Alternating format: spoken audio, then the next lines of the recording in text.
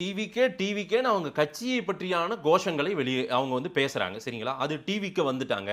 அப்படின்னா போய் ஓரமா டிவி இதெல்லாம் என்ன இது? இது வந்து உங்களுடைய நக்கல் துணியை நீங்க செய்றீங்க. அவங்க உடனே அவங்க வந்து நான் வந்து அவங்க சோசியல் மீடியால நான் உங்கள விஜய் கடுமையா தாக்கிட்டு இருக்காங்க.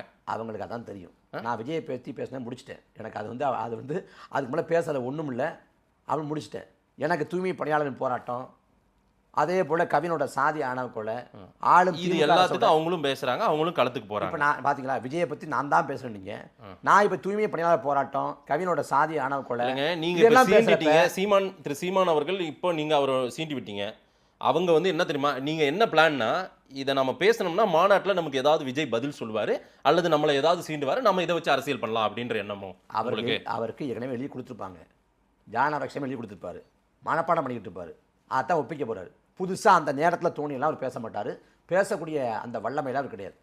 அதனால் நாங்கள் விஜயை பற்றி இந்த மேடையில் பேசினது மிஞ்சி போனால் ஒரு 3 நிமிஷம் 5 நிமிஷம் அவ்வளோதான். மற்றபடி நாங்கள் வந்து இந்த மக்கள் போராட்டத்தை பற்றி தான் பேசுகிறோம். நான் உங்களை தூய்மை பணியாளர் போடுறதுக்கு வாங்க, அந்த அநியாயத்தை பற்றி பேசுங்கன்னு கூப்பிட்றேன். கவினோட சாதி ஆணவ கொலை தனிச்சட்டம் ஏற்றாத இந்த திமுக அரசோட கள்ள மௌனம், அதே போல் இந்த திமுகவுக்கு ஒத்து உதக்கூடிய கம்யூனிஸ்ட்களின் செயல்பாடு, இதெல்லாம் பேச தான் நான் விரும்புகிறேன். ஆனால் விஜயை பற்றி மட்டும் தான் கேள்வி எழுப்புறீங்க. இல்லை, நாம் தமிழர் கட்சி நீங்கள் வேணால் அவங்கள வந்து ஒரு சாதாரணமாக இட போடலாம். ஆனால் இன்னைக்கு ஆளும் தரப்பும் ஏற்கனவே ஆண்ட தரப்பும் கூட விஜய் தரப்பு வந்த பிறகாக சில விஷயங்களை அவங்க விக்ரஸாக எடுத்திருக்காங்கன்றாங்க. திடீரென்று உங்களுடன் ஸ்டாலின், நலம் காக்கும் ஸ்டாலின் எல்லாம் இதெல்லாம் வந்தது, 1000 ரூபாய் யார் யார் விடுபட்டதோ கூட, இது எல்லாமே விஜய்க்காக கொண்டு வரப்பட்டதுன்ற ஒரு பார்வையும் சில அரசியல் பார்வையாளர்கள் இதை வெளிப்படுத்துறாங்களே. அதனால உங்களுக்குமே அந்த பயம் வந்துருச்சா? இதெல்லாம் நீங்க சொல்லாம அவங்க ஒரு பொருட்டு இல்லைன்னு சொல்லி அவங்க பேச வந்துட்டீங்களா? உண்மையிலே பயத்திலையும் நடுக்கத்திலையும் பதட்டத்திலையும் இருப்பது விஜய் தான். ஏன்னா இந்த மாநாட்டில் வந்து பொலிட்டிக்கல் பாம்னர் என்ன சொன்னார்?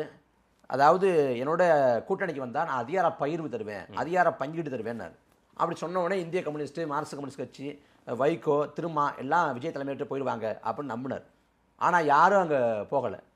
அப்போ தனிச்சு போட வேண்டிய நிலைக்கு தள்ளப்படுறாரு. சரி, குறைந்தபட்சம் அதிமுக போயிடலாம், அதிமுக தலைமை ஏற்றுக்கிட்டு சரிபாதி சீட்டை வாங்கிக்கலாம், துணை முதலமைச்சர் போன்ற அமைச்சரவைகளை வாங்கிக்கலாம், அப்புறம் வந்து வேணுன்னா 2.5 ஆண்டு காலம் நாம் முதலமைச்சர் பதவியில் இருக்கலாமான்னு கேட்கலாம்லாம் முயற்சி பண்ணாங்க.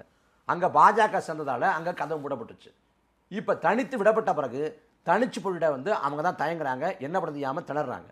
நமக்கு ஒரு பிரச்சனையும் இல்லை. நாங்கள் தனிச்சு போட்டியும் அறிவித்து ஏறக்குறைய பல இடங்களில் வேட்பாளர்களை அறிவித்து நாங்கள் பரப்புரையும் தொடங்கிட்டோம், மக்களுக்கான பணிகளையும் தொடங்கிட்டோம்.